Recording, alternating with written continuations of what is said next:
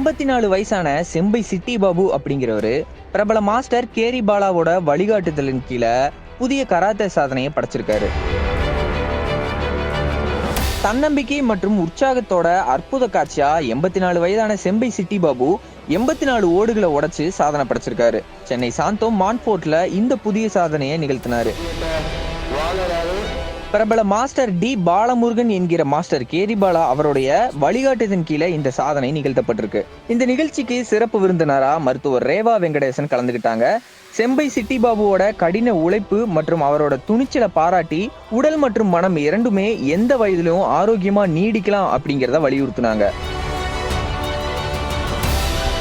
Master carry பாலாவோட வழிகாட்டுதலின் கீழே 78 வயசுல தன்னுடைய கராத்தே பயிற்சியை தொடங்கிய செம்பை சிட்டி பாபு மூத்தவர்கள் பிரிவுல 2 மாநில அளவிலான சாம்பியன்ஷிப்பை வென்றிருக்காரு.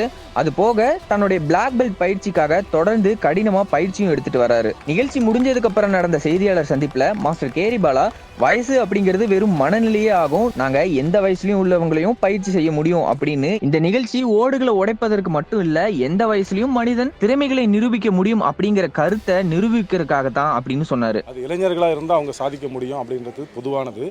அதை உடைச்சி வயதானவர்களையும் ஒரு 84 வயசு ஆனாலும் அவங்க இளைஞர்களாக தான் ஃபீல் பண்ண வைக்கணும் அப்படின்ற ஒரு எண்ணத்துக்காக இந்த மாதிரி ஒரு சாதனை நிகழ்த்திருக்கோம். உங்களாலையும் எல்லாம் பண்ண முடியும். 1999ஆம் ஆண்டு தொடங்கப்பட்ட ஜென் இசின்ரியூ கராத்தே பள்ளி மூலம் 10,000 மாணவர்களை திறமையுடன் பயிற்றுவித்த மாஸ்டர் கேரி பாலா இளையவர்களையும் முதியவர்களையும் தொடர்ந்து அவருடைய மாணவர்கள் பல மாநில தேசிய அளவிலான சாம்பியன்ஷிப்ல வென்றிருக்காங்க.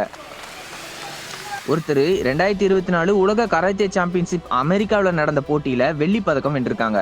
செம்பை சிட்டி பாபுவோட இந்த சாதனை தொடர்ந்து உழைப்பு மற்றும் உற்சாகத்தின் மூலம் மனிதர்கள் எந்த வயசுலயும் மகத்தான விஷயங்களை அடைய முடியும் அப்படிங்கிறதுக்கான வலுவான சான்றாக திகழ்கிறது.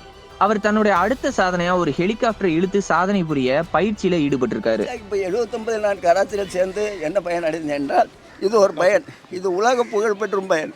இது என் தாய் தந்தையர் இருந்தால் அவர்களுக்கு தமிழ் திற்பேன்.